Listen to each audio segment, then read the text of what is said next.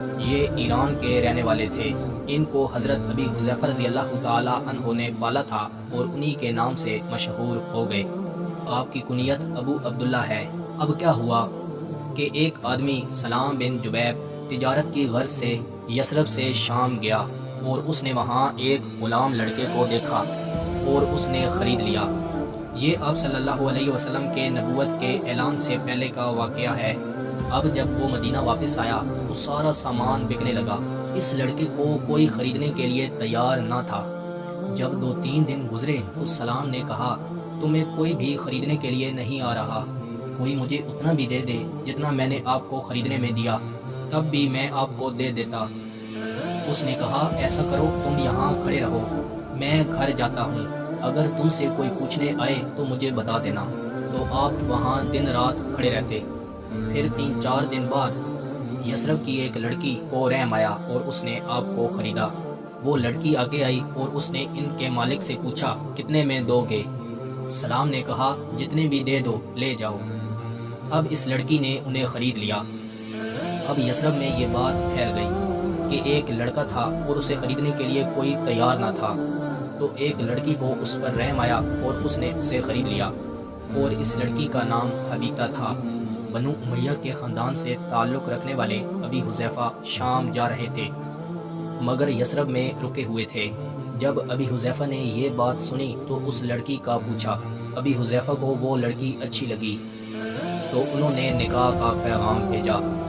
اور ابی حذیفہ کوئی عام آدمی نہیں تھے بلکہ عتبہ سردار کے بیٹے تھے۔ عتبہ بن ربیعہ بڑے سردار تھے۔ اب جیسے ہی پیغام دیا تو لڑکی کے والد نے قبول کیا۔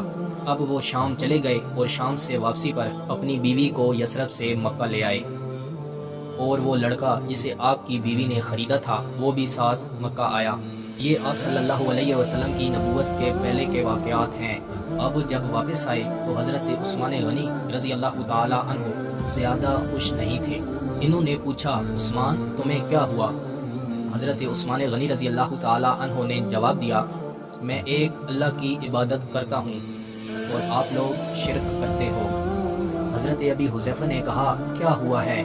حضرت عثمان غنی رضی اللہ تعالی عنہ نے کہا کہ جناب محمد رسول اللہ صلی اللہ علیہ وسلم نے نبوت کا اعلان کیا ہے اور انہوں نے کہا ہے کہ شرک کو چھوڑ کر ایک اللہ کی عبادت کرو اور اس پر ایمان لاؤ۔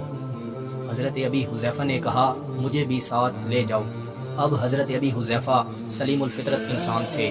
انہوں نے حضور صلی اللہ علیہ وسلم سے 2-3 سوالات کیے اور فوراً ہی اسلام قبول کیا، اور جب اپنے گھر واپس آئے تو اپنی بیوی کے سامنے اسلام پیش کیا اور ان کی بیوی نے بھی اسلام قبول کیا، اور ساتھ حضرت سالم رضی اللہ تعالی عنہ نے بھی اسلام قبول کیا۔ اب کیا ہوا کہ خاندان کے لوگ ان کے خلاف ہو گئے۔ ایک طرف حضرت عثمان غنی رضی اللہ تعالی عنہ کو سزا دی جاتی اور دوسری طرف حضرت ابی حذیفہ رضی اللہ تعالی عنہ کو سزا دی جاتی۔ حضرت ابی حذیفہ کی بیوی ثبیتہ رسول اللہ صلی اللہ علیہ وسلم کے پاس جایا کرتی تھی، اور انہوں نے سنا کہ غلاموں کو آزاد کرنا بہت بڑا اجر ہے، اور آپ صلی اللہ علیہ وسلم نے اس کے فضائل بیان کیے۔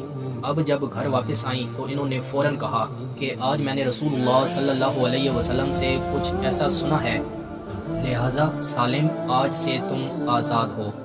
اب حضرت سالم نے کہا، پہلے میں شام میں تھا اور پھر میں یثرب میں آیا، میرا کوئی نہیں ہے، اور اب میں مکہ ہوں، یہاں میرا آپ کے علاوہ کوئی نہیں ہے، اب مجھے کون رکھے گا؟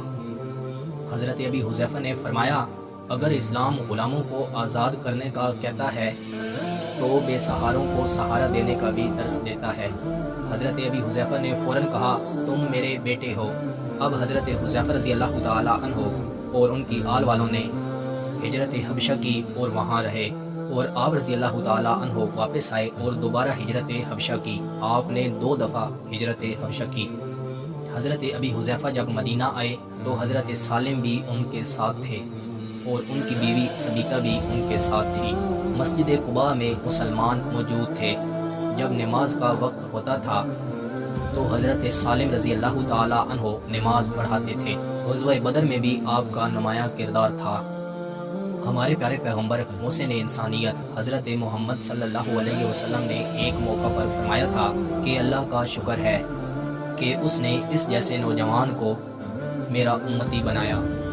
آپ صلی اللہ علیہ وسلم فرماتے تھے جب بھی قرآن سیکھنا ہو تو آپ صلی اللہ علیہ وسلم ان 4 آدمیوں کا نام لیتے تھے، حضرت عبداللہ بن مسعود رضی اللہ تعالی عنہ، حضرت سالم مولا ابی حذیفہ رضی اللہ تعالی عنہ، حضرت ابی بن قعب رضی اللہ تعالی عنہ اور حضرت معاذ بن جبل رضی اللہ تعالی عنہ۔